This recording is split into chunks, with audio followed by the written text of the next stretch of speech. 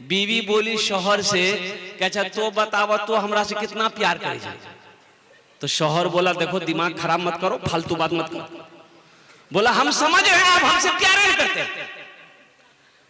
बोला अल्लाह की बंदी करते हैं। बोला अच्छा बताइए ना कितना करते हैं। तो शौहर बोला कि देखो हम तुम्हारी मोहब्बत में पागल हैं, हम तुम्हारी मोहब्बत में पागल।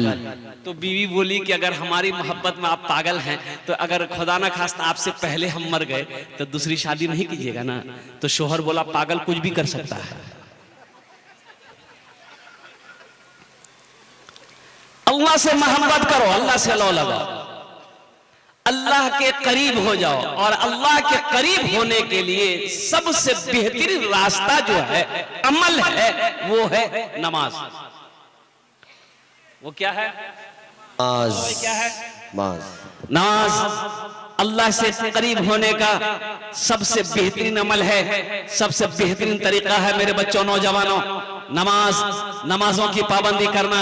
एक बात याद रखना, नमाज किसी भी हालत में माफ नहीं है।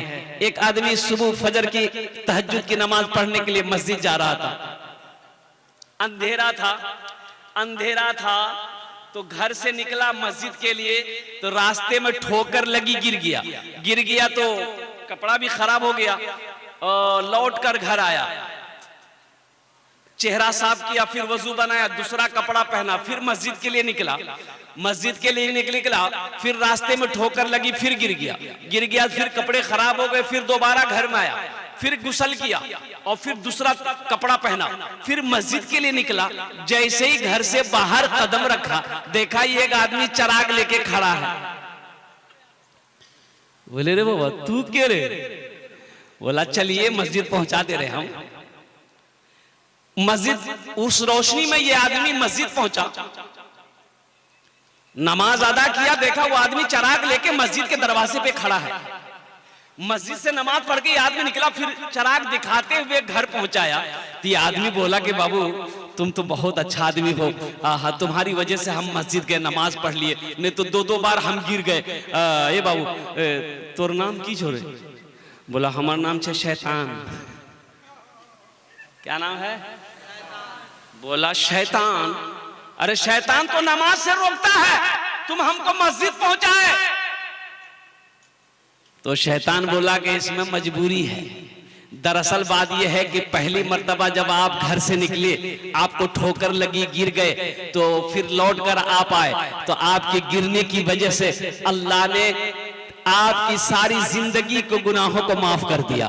दोबारा ठोकर लगी, आप गिरे, घर आए, फिर कपड़ा तब्दील किए, फिर मस्जिद की तरफ निकले, तो अल्लाह आपके खानदान के सारे गुनाहों को माफ कर दिया। अब तीसरी मर्तबा आप मस्जिद के लिए निकले, हम सोचे कि अगर अब की बार गिरे तो कहीं अल्लाह पूरे मोहल्ले के गुनाह ना माफ कर दे, इसलिए हम सोचे कि किसी का गुनाह माफ ना हो, तुम नमाज पढ़ लो।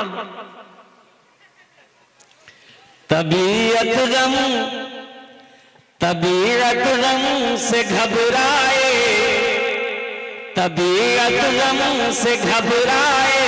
तो मस्जिद में चले जाना।